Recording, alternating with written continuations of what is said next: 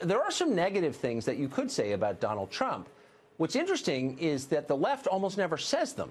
Instead, they spend a lot of time telling you how Trump is a fascist who poses an imminent and terrifying threat to our constitutional order.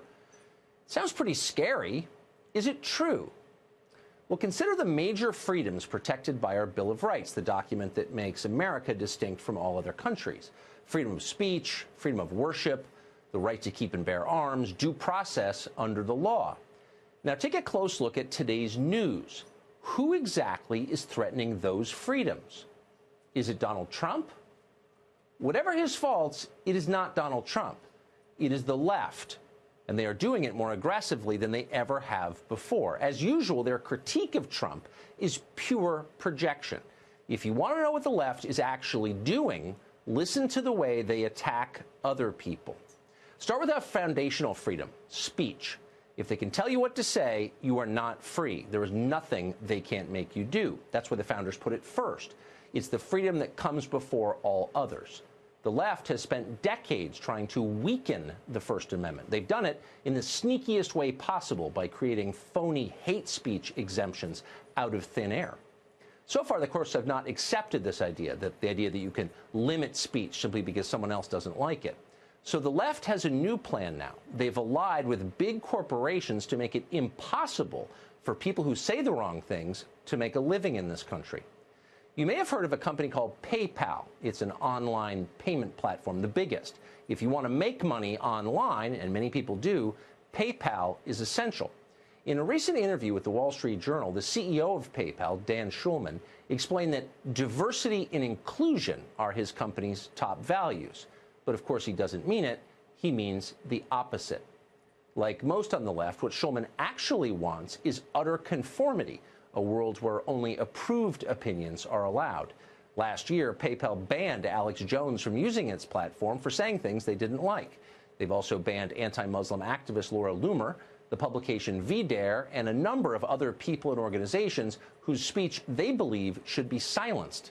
Schulman admitted that his company takes guidance on who to ban from the Southern Poverty Law Center. That's an entirely fraudulent organization that works as an arm of the Democratic National Committee. According to Schulman, quote, the line between free speech and hate, nobody teaches it to you in college. Nobody defined it in the law. Well, that's ridiculous. It is very much defined in the law and has been for 50 years. In 1969, the Supreme Court conclusively decided that hate speech does not exist. But it doesn't matter to Schulman or any of his allies on the left. To them, the First Amendment is merely a legal obstacle. It's something to subvert rather than celebrate. And PayPal is just one small example of this. Across the country, the left is working to crush any organization that stands in the way of its power. In New York State, Governor Andrew Cuomo is trying to shut down the NRA. Why? For the crime of disagreeing with his agenda. Cuomo is harassing financial companies that do business with the group, and it's working. The media celebrate this, just as they celebrate the endless attacks on Fox News. They're entire nonprofits whose only purpose is to close the network you are now watching. They are tireless, and they are well-funded. If they someday succeed, you won't hear a word from the left about censorship. No, they'll celebrate. An entire news media with one perspective. That's their goal. Total conformity, which is the same thing as obedience. To achieve that, they're working to nullify the Second Amendment as well. Almost every Democrat now running for president would like to disarm the public, and they say that out loud. Why do you need assault weapons for hunting? Can't you have universal background checks? So much corruption, so much greed. We can't actually pass common sense gun reform in this country, not because the American people aren't behind it, because they are, but because the NRA is more worried about gun sales than they are about the well-being of our kids. We need to take on the NRA, expand background checks, end the gun show loophole. The United States Congress needs to have the backbone and courage to pass smart gun safety laws. The NRA, smart gun safety laws, common sense gun reform, the gun show loophole.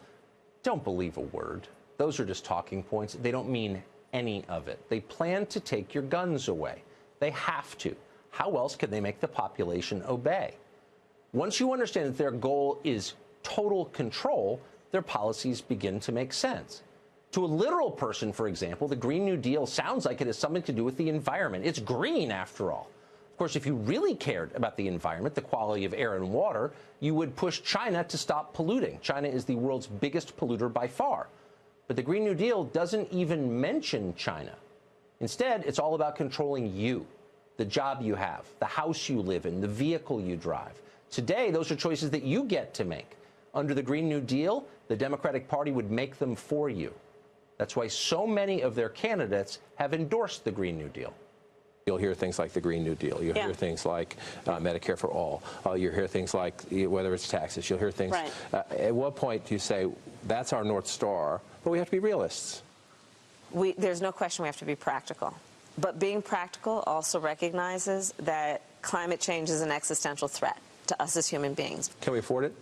Of course we can afford it. $2.5 to $3 trillion a year for Medicare for all by some studies. It's not about a cost. It's about an investment. Medicare for all. Another power grab. A total federal takeover of the healthcare sector. That means more power for them.